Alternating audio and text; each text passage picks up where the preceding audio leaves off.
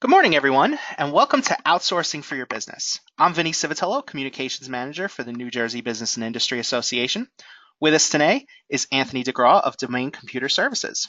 Anthony specializes in cybersecurity, regulatory compliance, and information technology best practices. At Domain, Anthony works with highly respected organizations that understand information technology has a significant impact on their business's daily operations. They strive to increase employee productivity, minimize risk, and maintain regulatory compliance in this ever-changing environment. Technology should be used as a competitive advantage against your peers and not looked at as a nuisance to deal with. A few housekeeping matters before we get started.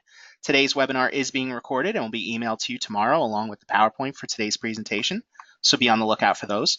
I'd also like to draw your attention to the questions tab. Anthony would be happy to take all of your questions, so don't hesitate to write them in as they come to you. And I can't stress that enough. Write them in as they come to you, or you may forget what you wanted to ask by the time we get to the Q&A. So now let's get things started. Anthony? Good morning, everyone. Welcome to this webinar, the NJBIA webinar series, Outsourcing for Your Business. Myself and Domain Computer Services would like to thank Vinny and the NJBIA for having us out here in Trenton today.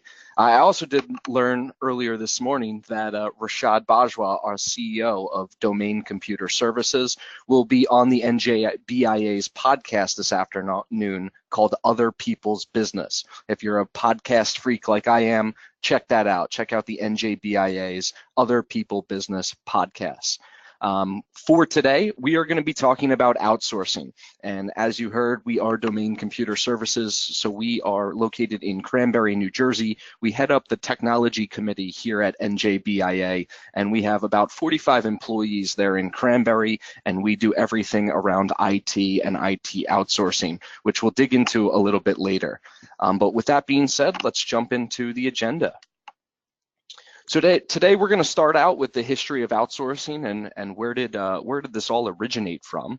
We're going to continue on into why a company should outsource, what can you outsource, what could potentially go wrong, and who can you trust. So we're going to travel a little bit back in time here and understand some of the early examples of outsourcing. So we'll start as early as the 18th century, back in the 1700s. One of the first examples of outsourcing was explorers, as they knew that if they were to travel across oceans, they were almost guaranteed to lose about half of their crew. By the time they reached their destination, it was almost guaranteed that they would lose half of their crew. So with that being said, once they got to that destination, they had to use the local resources and learn from the inhabitants of where they were going, and then use them to continue on in their journeys elsewhere in further exploration. This included the migration of people with different skills, dedications, and affordability, and the labor opened up many leaders' eyes. With that being said, since this period of time, back in the 18th century, we were no longer limited to labor in a territorial or cultural boundary. We're going to continue on to the 19th century and the 1800s to the example of Peter the Great, who was the Emperor of Russia. He was the first emperor to take down boundaries or border walls and allowed the immigration and encouraged foreigners to start businesses there in Russia.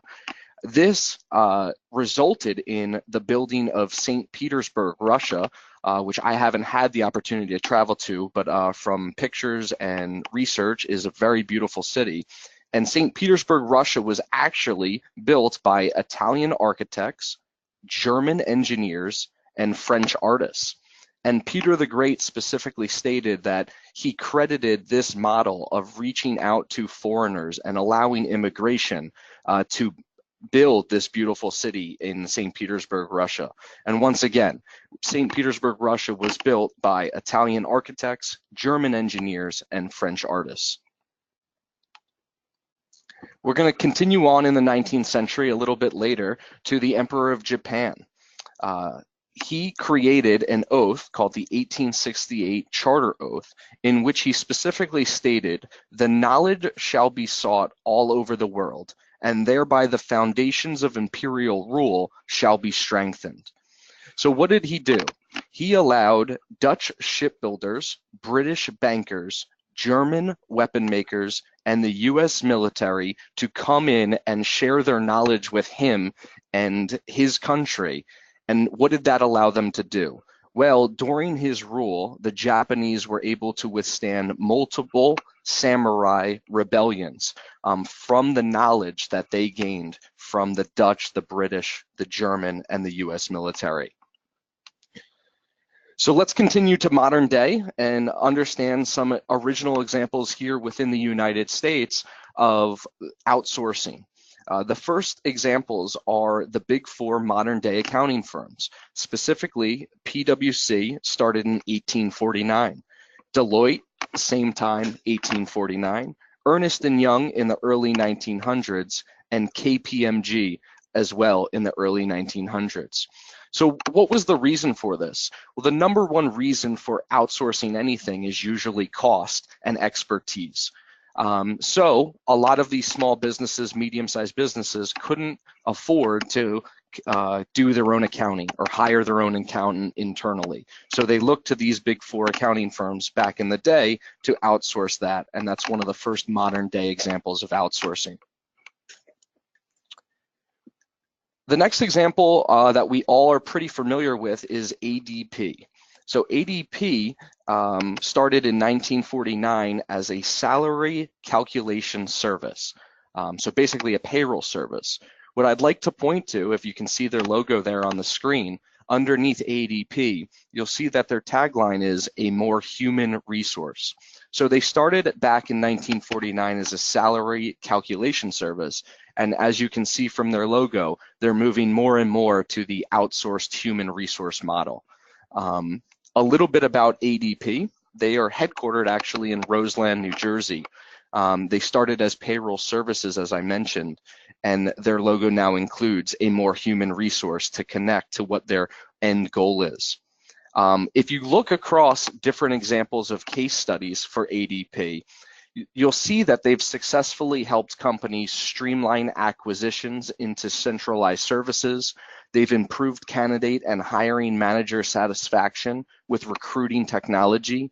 And for small business success stories, specifically under 25 employees, there is a common theme of retaining top talent, healthcare reform and compliance, as well as human resources expertise and guidance. And I know a lot of organizations, we talk a lot about this in the tech field, is the increased regulations or the change in regulations in both human resources as well as in technology is a big differentiator for a lot of companies where they can be the trusted advisor in these different areas. The next example is Electronic Data Systems, which was established in 1962 by Ross Perot in Plano, Texas.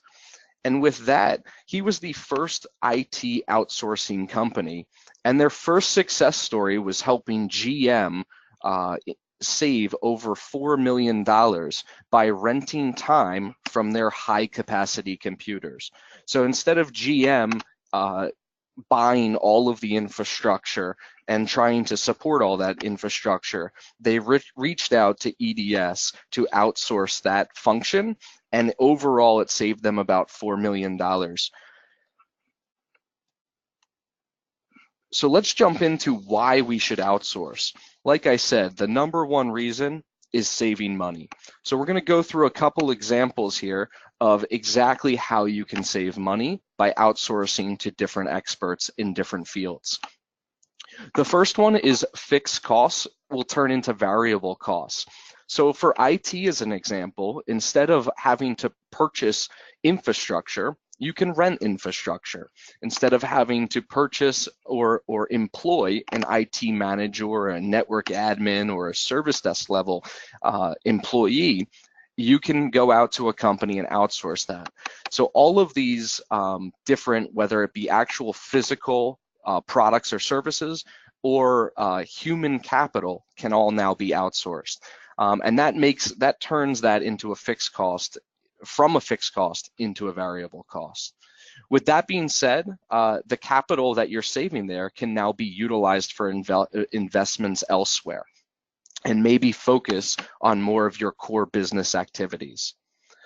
And you then can avoid large expenditures. So I wanted to quickly give an example. Before this presentation, I talked with our controller to get a general idea of the costs of having an employee in-house. So we used the example of kind of like an entry-level employee. So that could be an entry-level IT admin, or it could be a entry-level communications or marketing staff member. And let's use the salary example of $40,000. In general, our controller told me that taxes and benefits equate for about 20% of that person's salary, so you can add that on there. And then you have an onboarding of that employee. So that could be training, development, and until that person is fully ramped up to full production in their role, is going to cost some money. It's also going to cost some time. And then if that employee is said to leave the organization, the average from the studies out there is that equates to about 6 to 9 months of in salary of that turnover and reinvesting in that position.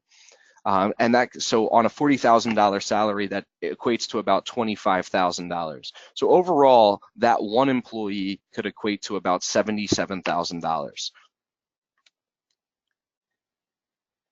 So how does outsourcing allow your team for expansion?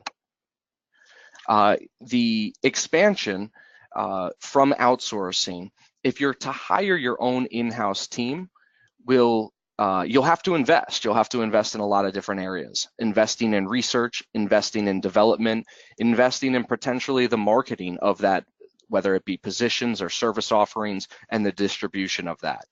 All of this investment in a specific function or area of your business is going to result in passing those costs on to your customers in one way or another. From that, a third-party provider can offer you economies of scale in their expertise and efficiencies in cost structure. They're also going to allow you to expand in different ways, and those different ways could also include new projects.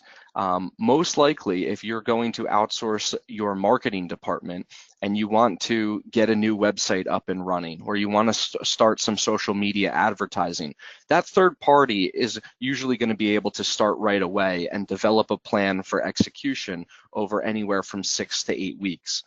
That can turn new projects around very quickly rather than you taking them on yourself.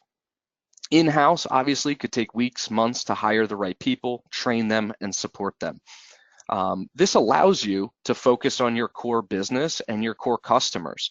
You can improve their results, and you can set clear priorities and goals to grow that business, your core functions. Instead of looking at peripheral activities, everything we do as business owners, as employees, we all have limited resources. We have limited time and we have limited attention. It's much more valuable for you to focus all of those resources, time, and attention on your core business, on your core customers, and growing those relationships. Instead of focusing on something that maybe you're not an expert at, or maybe that you don't have time to engage with, and therefore you're going to get a poor result. Risk management. So I forgot to mention that I did spend about 10 years in cybersecurity insurance, and my first part of my career was in the insurance. And insurance isn't just another example of a way to outsource a piece or function of the business. A lot of insurance agencies in the local marketplace here will focus on risk management for specific niche expertise, specifically nonprofits. And therefore, that agency or that insurance agency is acting as your outsourced risk management. And they have expertise in your certain industry, and they're going to be able to use tried and true methods to improve the liability that you face every single day. But with that being said, there's other areas where you're going to see risk if you start to take things on yourself. Every business investment will carry a certain amount of risk. For instance, markets change overnight. You may decide to take a significant amount of capital and invest it into a marketing team. And then overnight, maybe the market changes, like back in 2008, 2009, and now you need all that capital or that investment needs to go somewhere else. So you have to be cognizant of when you're investing in things and maybe outsourcing it to start. There's also competition. There's competition in your core business model, and you want to continue to focus there. Put your time and energy and resources in being the most competitive and the best trusted advisor you can be there. There's also competition that works in your favor when outsourcing. There's usually multiple firms that do different things in whether it be information technology or whether it be marketing, and that competitiveness will help you gain even more value from the services that they offer. A big piece, like I mentioned to start, is government regulations. Specifically in the information technology world, we're seeing a lot of regulations from both federal, state, and local governments on data privacy. Usually it's very hard to stay on top of these regulations, and that environment includes multiple different fields. So you may have attorneys that need to be involved, insurance agents that need to be involved, IT, actual information technology experts, to formulate a true understanding of the regulations that you're facing. The next piece is, like we mentioned before, financial conditions. Financial conditions of your company can change overnight. A lot of the engagements with outsourced providers are at usually a flat monthly fee, and they're also change in terms of length, right? You could be month to month, you could have a 6-month engagement, or you could have a yearly engagement. That gives your business flexibility in what you're taking on as a risk. Technologies are a risk of themselves. They change so rapidly that you may invest in a technology today or a platform today to do a certain service or offer your employees something in terms of HR, and then within 6 months to a year that technology has changed. And you may not get the true ROI on that investment in technology right away. It may take 3, 4, 5 years depending on that technology. If you're outsourcing all of this, that technology provider or that HR platform can continually evolve to address the changes that you're seeing in the marketplace. Third parties assume all this risk for you, and they manage that risk. They're going to understand their expertise and where the right investment should be made. And they're also deciding how to avoid this risk. So let's jump into what can you outsource. Obviously, I'm talking a lot about information technology as that's what Domain Computer Services does. I'm also going to touch a lot on digital marketing and advertising in general, as we have the Domain Tech Academy at Mercer County College that invests in intern IT services, which offers digital marketing services. So these are the two areas that I know the most. But when I wanted to go out there, I wanted to see, is there anything else, and how can a small business, even a solopreneur, sole proprietor, invest and maybe get themselves some time back? So there are simple areas, small and one-time projects and tasks that can be outsourced via the web, and we'll get into that. Obviously, accounting and bookkeeping, marketing, advertising, information technology, customer support, and human resources. So let's jump into the small and one-time projects and tasks.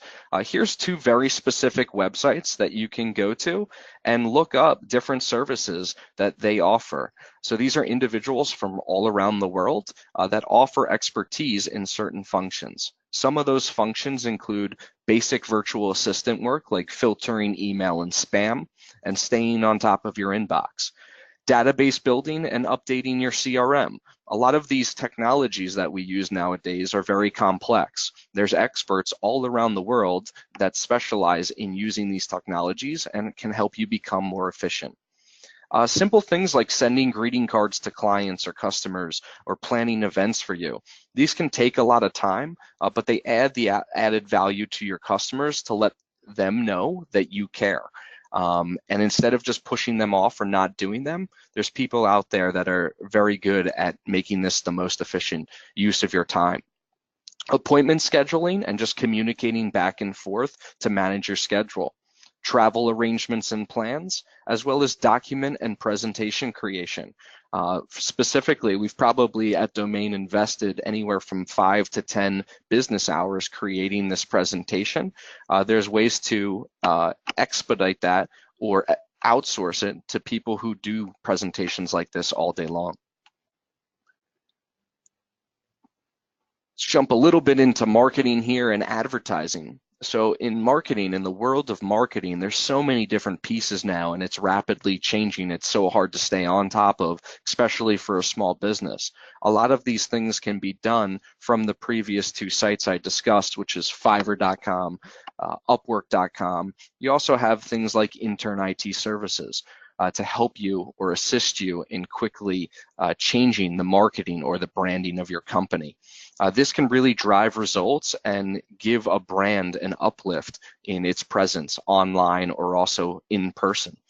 So things like graphic design, web development, mobile development, content, illustrators, and video production.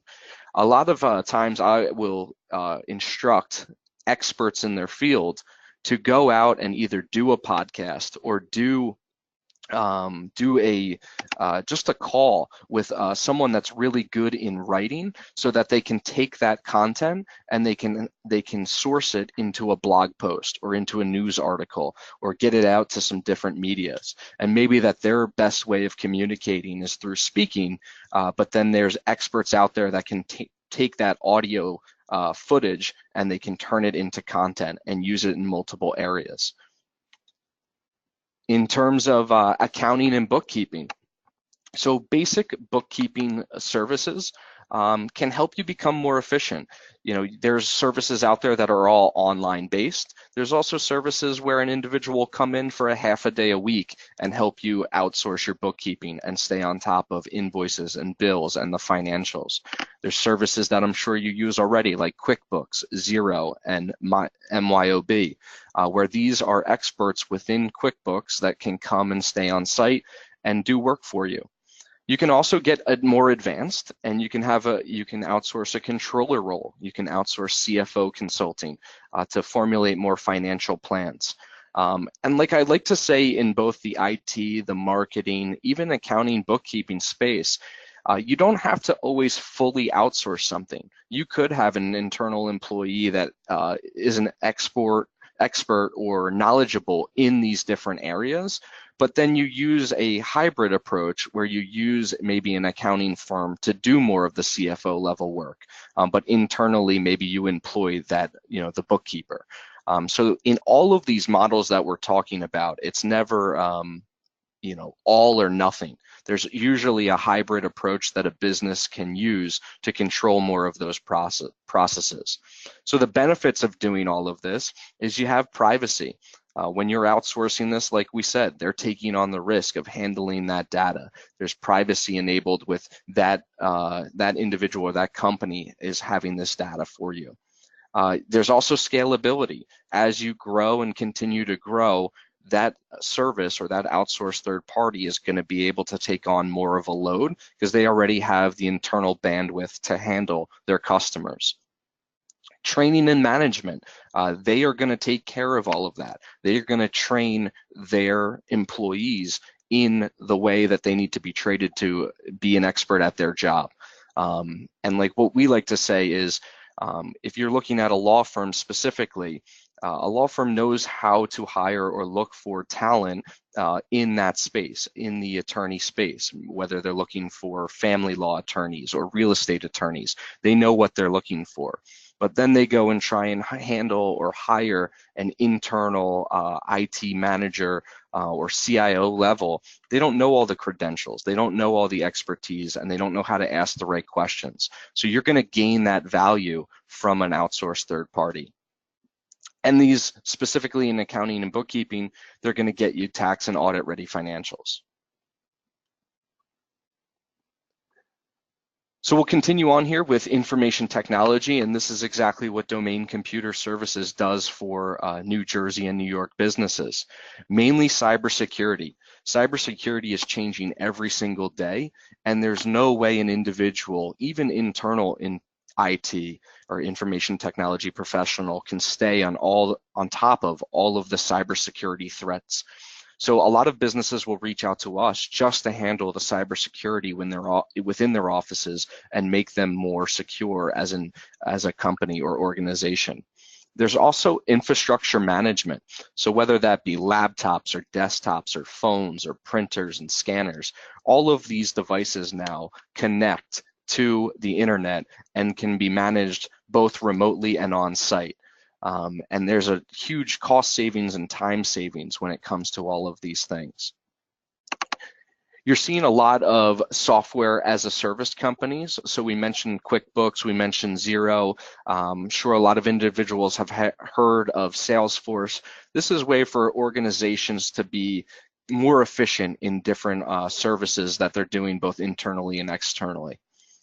From an information technology perspective, support is a big time saver, right? And our goal at Domain is we want to make sure that support is if we're doing our job correctly, the individuals at the companies that we support will not have to reach out. But when that error occurs, or when somebody gets locked out or needs access to something from a technology perspective, you want to be able to provide them efficient support at the exact right time.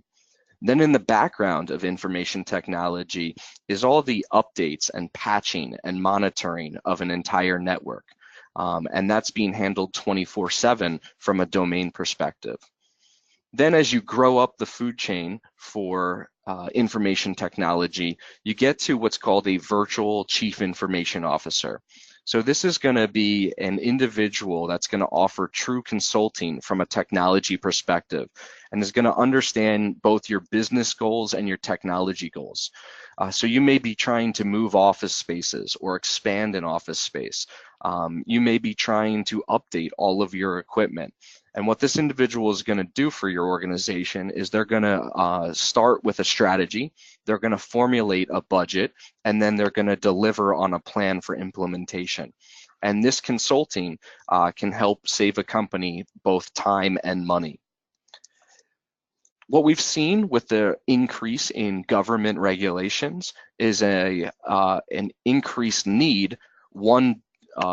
The one reason is it's delivered by the regulations. So specifically, if you're a financial organization subject to the New York Department of Financial Services in New York regulations, you have to actually either hire an on-site chief information security officer, or they've given you the ability to outsource that position to a third party for someone that can handle that role. So we're seeing a lot of work in this space where an organization needs to make sure that they are securing their data properly, have the right policies, procedures in place, and that chief information security officer role is one where we're seeing a lot of growth. And then very specifically, internal IT can outsource project development, or even individual businesses can outsource projects.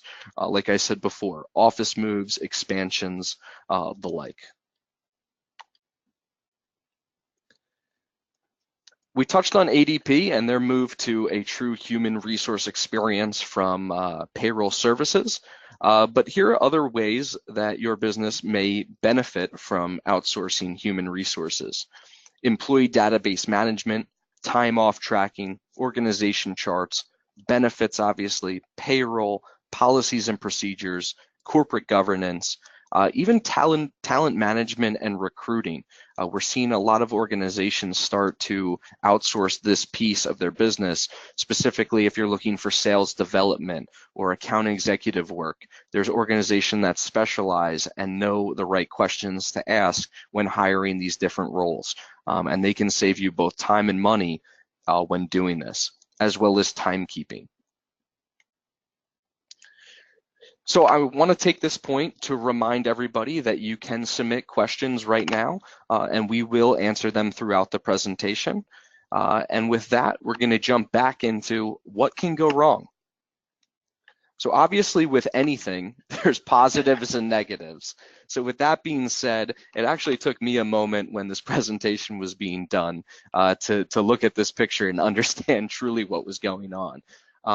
But when going to outsource for your business, it could be, there's obviously huge positives. You can save time, you can save money, but there's also negatives that could happen with anything. So we wanted to try and add some value and let you know what could go wrong and what you should be looking out for. So number one, the problem. The number one thing, actually, Domain back in the day did outsource our marketing function before we had an internal marketing team. And with that being said, there was a lot of misses in quality control, specifically our Google address, or when you search for domain on Google, our phone number went to a completely different technology provider. So you have to have an ability to have quality control within the organization itself and the checks and balances within your organization. So what we always recommend is to have a team lead or have somebody on your staff that's going to be in control of that relationship and being able to check in on the work that they're doing. Communication's a big piece. If you're going to be fully outsourcing a piece or a full department of what your business would normally typically take on, you need to have an open line of communication, and you have to clearly communicate the goals of what you're trying to accomplish and what that organization is going to do for you. Providing value and ROI. You want to make sure that a lot of times in outsourcing, the ROI is going to be time savings. So it's sometimes very difficult to calculate what your time is worth and what, by outsourcing that position or that role, has actually created. So what you can typically do is you can go through a standard week and understand, how much time am I spending on human resources? How much time am I spending myself on answering computer related questions? And if that starts to add up, it may be valuable for you to outsource that position. But you want to make sure that the company that you're working with is delivering value there. If they're not actually improving your time or your finances, you want to continue to evaluate that relationship. Staff continuity can be a big piece in a working professional relationship. If the company that you're going to or outsourcing to has continuous turnover or employees moving in and out of one team to another team, that can lead to a frustrating relationship and a miss in terms of goals that you're trying to accomplish by outsourcing this role. Another piece of it is privacy and security. We added that could be a strength. It also could be a negative. Privacy and security, now these organizations or these third parties are going to have a lot of your private information. It could be financials. It could be intellectual property. It could be staff and employees, whether it be health information or families information. So you want to make sure that the company that you're going to has good policies, procedures, checks and balances in place. And then there could be personality conflicts. So you want to understand through trial and error that the organization that you're working with gets along with your personality and you get along with their personality. Otherwise, it's going to be a rough start and finish. So what do you look for? Those are some of the negatives. How can we pick the right partner in this area? Because once again, this is a big decision for most businesses, and it could take anywhere from 4 to 6 months to evaluate a change to the right partner. Number one thing that we always look for at Domain is a personal reference. Most of our clients, and I think most business-to-business businesses in general, grow a lot based on personal referrals from great work that you're doing at a current client. So you want to first reach out to your personal network of individuals that you trust and look to see who they're using. And then you also want to talk through with them both the positive and negatives and understand if on the negative side of things, can you handle those? Can you deal with those? Are those things that you would expect and be okay with? So just like when you're going to Yelp or you're doing an online review of a product or service that you're looking to purchase individually, most of us will look at all the great reviews, and then some of us will also look at the negative reviews to understand both sides of the coin. You want to definitely do that when you're outsourcing a piece of your internal business. You want to make sure that that partner has niche expertise. So what do we mean by that? What I mean by that is you can go out to the marketplace and find a ton of marketing companies that'll help you do everything from marketing, advertising, and they may be a generalist. What we want to know is, are they an expert at what you do? Are they specifically an expert at, let's say, real estate law or personal injury law, or maybe property and casualty insurance or employee benefits insurance? You want to understand that they get your business. And the reason for that is if they really are deeply involved in your industry and your niche, they're going to really be able to help you grow in other ways than just their specific expertise. They may know line of business applications that your industry uses. Specifically within domain, we have a very big niche of law firms. So we know the agency management systems they use. We know the document management systems they use. We know the positive and negatives of each.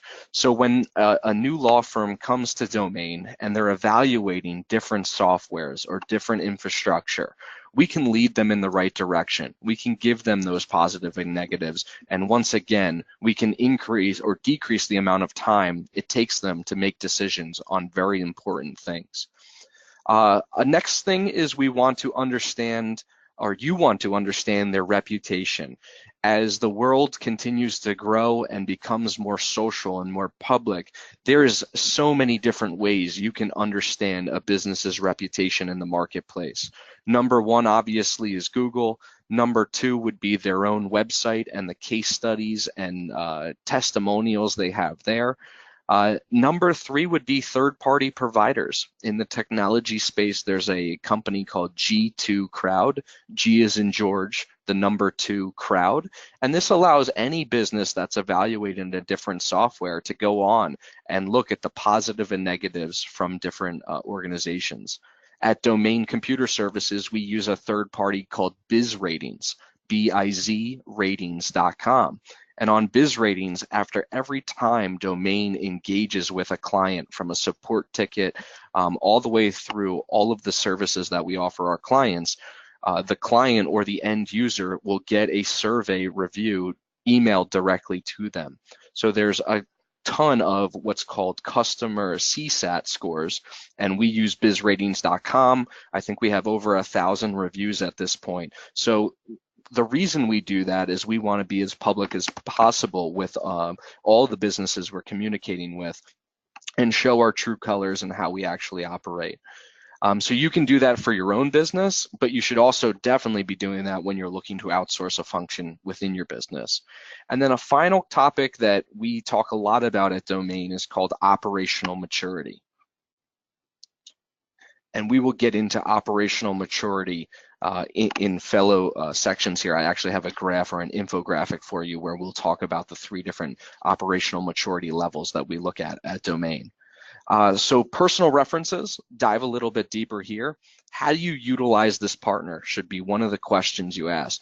And hopefully these are 5 questions here that you can utilize when evaluating any provider. But how do you utilize this partner? Are they truly, if we're looking at HR, are they just doing payroll, or are they also going above and beyond and starting to do policies and procedures?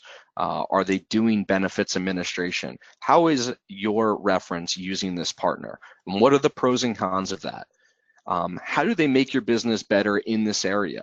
So you want to understand, what is the true time savings? Have they given them your reference peace of mind?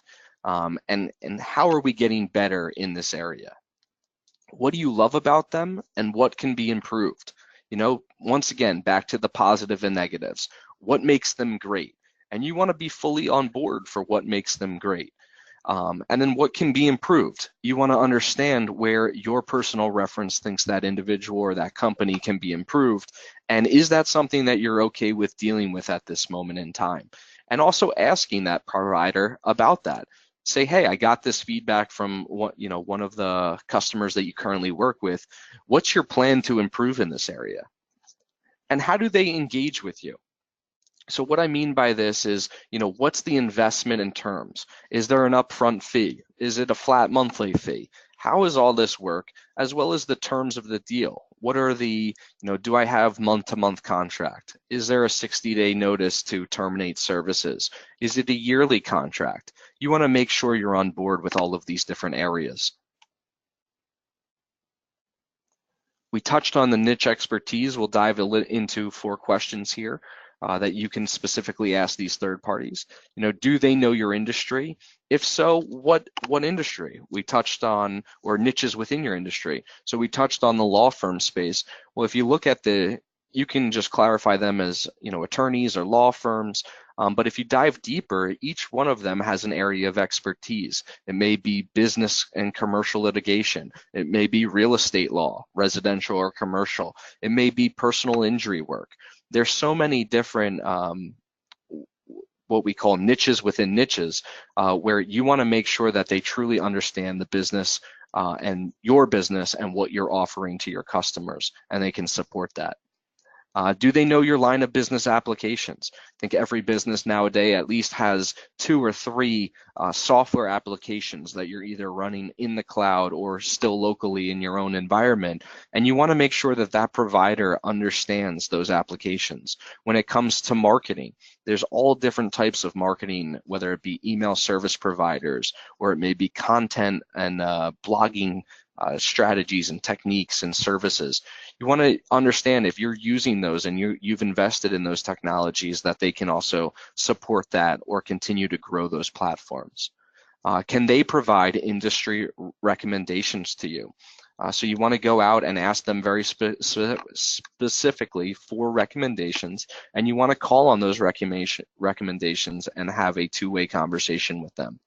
And can they help your business improve in other ways? A lot of times we'll get involved in information technology, and that includes infrastructure and support and consulting. But a lot of times they'll come to us and they'll ask us for different recommendations, what we see other providers doing and how could they potentially get better or improve their business in other areas. And we can help them do that. Our CEO, Rashad Bajwa, likes to say, your reputation is your wealth. So you want to dive into these testimonials, these case studies, these referrals, and constantly be asking and looking. And with the web and social media the way it is today, you can look across Google, you can look across Facebook, you can go on LinkedIn and understand the true feel of this company that you're about to make a big decision on. History is very easy to find. We like to take it a step further as well and go to employee testimonials. So there's online services like Glassdoor and different services where you can truly understand how employees within that organization feel about that organization. We also like to go to career pages and understand, what are they offering their employees? Is this a good place to work? Would I potentially want to work there if I was an expert in this area? This will give you a very good feel of what we call operational maturity. You want to understand their client base and the typical size and scope of the practices that they work with or the businesses they work with. As with any business, you're usually going to have outliers on whether it be employee size from 1 to 500. But what is your true average client? What do they look like me? Do they feel like me? And you want to make sure that they do have clients in that space. Here's our infographic on what we call operational maturity at Domain Computer Services. So we classify businesses in 3 different categories, usually what we call low operational maturity, aspirational operational maturity, as well as high operational maturity, which I'll clarify as OML, operational maturity level. So at Domain, we're constantly evaluating companies on office space. Are they investing in their image? A lot of this comes down to, the value of your image as an organization speaks wonders outside, both internally to your employees as well as externally. And you want to work with businesses that are really focused on their reputation, really focused on their image. And here's a couple different ways to do it. So we'll talk about the high OML level. They've invested in premium office space, so how they come off to customers. They've invested in technology and understand that that's going to help them both internally be more efficient, but also serve their customers better in their area of expertise. They have an updated, user-friendly website. I mean, this is kind of simple stuff, but in today's day and age, you want to know that they're investing in the future.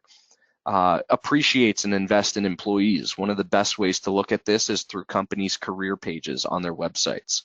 They value office IT, they're consistently growth and stable, and they're forward thinking. And then you can obviously back down. And you'll almost do this subconsciously in any engagement that you do, whether it's going to your doctor or whether it's going to your tax preparer or your financial planner. We're always kind of subconsciously doing this kind of operational maturity level really defines that. So when you're evaluating a third-party outsourced partner, look into these different areas and see, get the sense and feel of the organization and where are they moving to in the future. So that's it. We're right at 11:46, which is right on time. We wanted to allow time for questions. Here's my mugshot as well as my contact information, and I'm going to turn it back over to Vinny to look to the audience for any questions. Thanks, Anthony. I didn't realize how dangerous crewing was. I guess any industry with a 50% mortality rate should probably be avoided. It looks like we have a couple of questions here already, but I want to give everyone else a moment to type in anything they have. While I'm doing that, I'd like to take a second to remind you about the Handouts tab. We get a lot of questions from people asking about how to download the slides. So just open up the tab marked Handouts in your GoToWebinar panel, and the file is right there. You can also just wait until tomorrow and they'll be emailed to you along with the video recording of the webinar. There's also the Questions tab. If you have a question, type it in right there and I'll make sure Anthony answers it. And don't be shy. You've got an expert here, so make sure to take advantage of them. I can't tell you how many times I read the post-webinar evaluations and see someone disappointed that a relevant topic wasn't covered. I always just think, why didn't they just ask the question? So anyway, with all of that out of the way, let's just jump right into our first question. That comes from Rob, who would like to know, when asking for references, what should we focus on? Great question, Rob. So the number one thing we want to, when we're asking for references or testimonials, we want to focus on, once again, the positive and negative. And the negative, I don't always take as a negative. What I want to do is I want to understand that person's point of view and why they think it's a negative. And I want to make sure that I can work with that negative aspect. And then to further clarify, I want to ask the company that I'm going to about that aspect and how they look to improve it, or is it piece of the pie and it's something that has to be dealt with? You'll see a lot of that in software. There's always, improvements and betterments and things that could be done. And maybe it's just a small piece of the pie. Or in other providers, there may be certain things that they're very good at and there's certain things they can't handle. But you want to just make sure that you're on board, obviously, with the positive, and the positive exists, but you also want to make sure that you can handle the negative, and is it something you can cope with? And if that's okay, I think you move on to that next step. Okay, our next one comes from Chris, who says, if I've never outsourced a business process, where should I start? Great question, Chris. So I would say start small. With any of these things, I gave you a couple of websites to look at. Pop on there. Is there some pain point that you may have in your organization or just in your own personal tasks? I always say we outsource in terms of individuals. We outsource our tax preparation a lot of time. We outsource financial planning. We may outsource cleaning services for our house. You can start there, but in terms of your businesses, where do you find yourself getting frustrated or spending a lot of time? And go on these websites and check out. You may never thought that certain things could be outsourced. A lot of times with video production, right? You do a video or you film a video internally, there's a big case study that says that you should then go get an audio transcript and have that been done. You can go outsource that minor piece of the puzzle. So I would say start very small, start where you have an immediate pain, and find somebody out there in the world that can get that done for you and increase the amount of time you can focus elsewhere in your business. Here's one from Cassidy. Are there expectations I should have going into a relationship with an outsourcer? Great question, Cassidy. So what we like to say in terms of whether it be domain setting expectations for a new client or the client setting expectations for domain. One, you want a very clear line of communication. Number two, you want to be patient. You need to be patient with the relationship. Once again, remember that these are experts in their field. They're in business because they do a good job, and you want to be very patient with them. Third, you want to provide them room to do and provide their expert services in what you've asked them to do. You have to give them room to operate. You have to give them room to communicate with you in the ways that they would do things to make it most efficient for them and their team to deliver you the best result. And number three, so you can continue to have trust in the process, you want to make sure that they've delivered a game plan or a plan of, what is the first 6 weeks going to look like? What is the first 3 months going to look like? What are we going to be doing there? And then hold them accountable to that plan, which I think will make you more comfortable overall. So one, be patient. Two, give them the room to do what they're experts at. And three, make sure you're holding them accountable for the plan that they've put in place to either offload these services or get better at executing. I've got one more here, but keep them coming and we'll keep the presentation going as long as we have to. So I have kind of a TLDR kind of a question from Adele, who asks, what is the number one takeaway from your research? So the number one takeaway from all the research that I've done is I didn't realize how much could be actually outsourced. So like I said before, find your one pain point, do a couple of searches, jump on a couple different websites, and go start small. But the number one thing is that you should be focusing on a concept that we call at Domain HABU, H-A-B-U. So your highest and best use. And what do we mean by that? You are an expert at what you do every single day. You should be spending at least 80% of your time delivering on your expertise. For everything else that you're not an expert in, there's someone that is. And you should take that opportunity and outsource that piece of function, that job, that role, whatever it may be, to them, because that'll continue to allow you to focus on what you like to do most, what you're an expert at, and deliver the best value to your customers, which then will enable you to continue to get referrals and continue to grow your business. Cool. Well, that's all the questions we have, so I think it's as good a time as any to bring things to a close. Don't forget, all of you will be receiving a recording of today's webinar and the PowerPoint slides via email. Lastly, when you close out of the webinar, a survey will come up on your screen that we hope you'll fill out so we can best understand how to provide you important information in a webinar format. Our next webinar, New Jersey's New Gaming Law, What Every Employer Needs to Know, will take place Wednesday, October 17th, so by all means, feel free to register for that one right on our website at njbia.org. So until next time, for Anthony DeGraw, this is Vinny Civitello thanking you for being with us this morning and wishing you a great day.